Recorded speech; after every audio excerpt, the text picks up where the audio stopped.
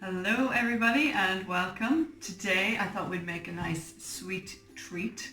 I'm going to show you how to make a Bakewell Tart.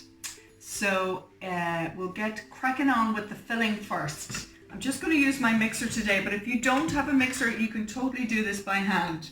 You're going to beat the butter and sugar together, and you can use either a wooden spoon or you can use, if you even have a handheld mixer, you can do that. But you want to beat the two of them together until they're combined really well.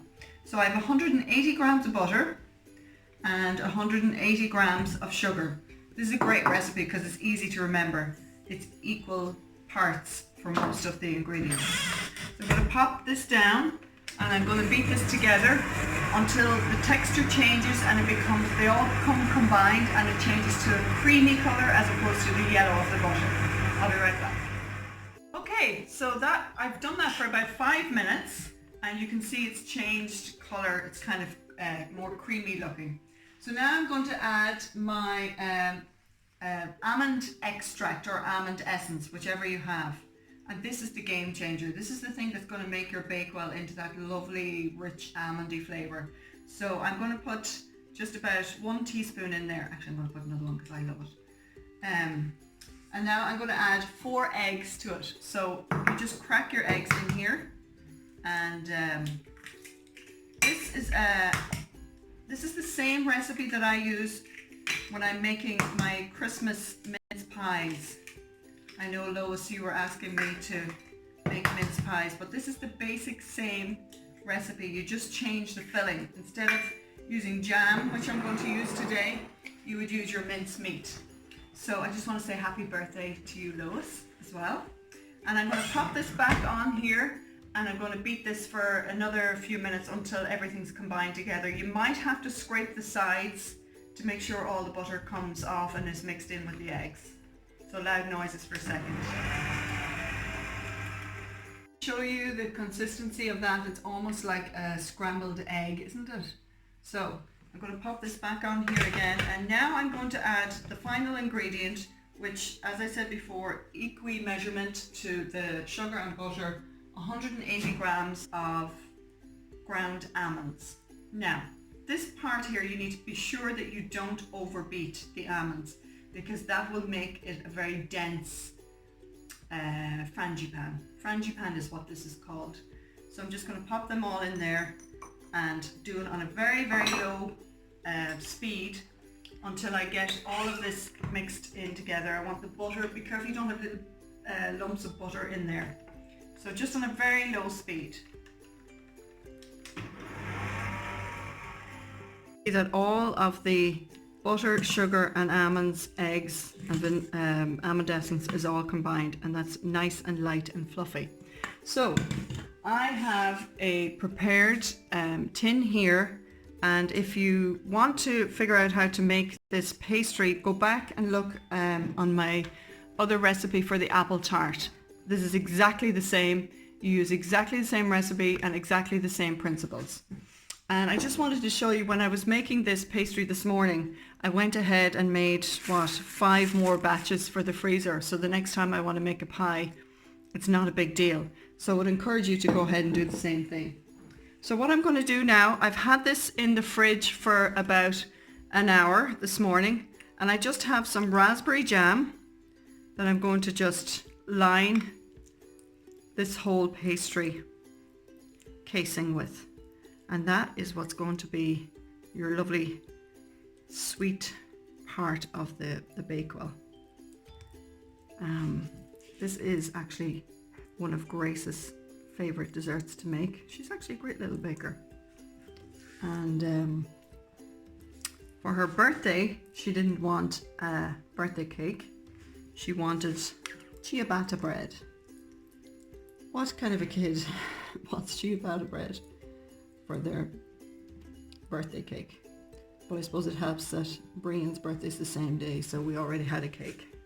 So we are also making ciabatta bread today, which is absolutely delicious. So that's basically what you want, an even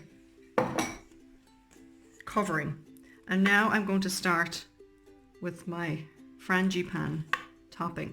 And I usually just spread it evenly around like this first, And then I'll come along with a spoon, just a normal dessert spoon, and I will spread it out evenly. I just find the spatula, everything tends to stick to it. So you want to try and avoid, I'm going to keep a tiny bit back just in case there's gaps. But what you want to try and avoid is having any jam peeking through.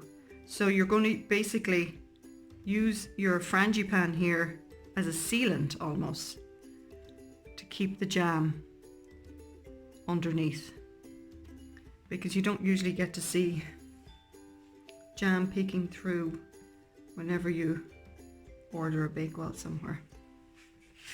So the lovely other part about this Bakewell is this frangipane topping is gluten-free.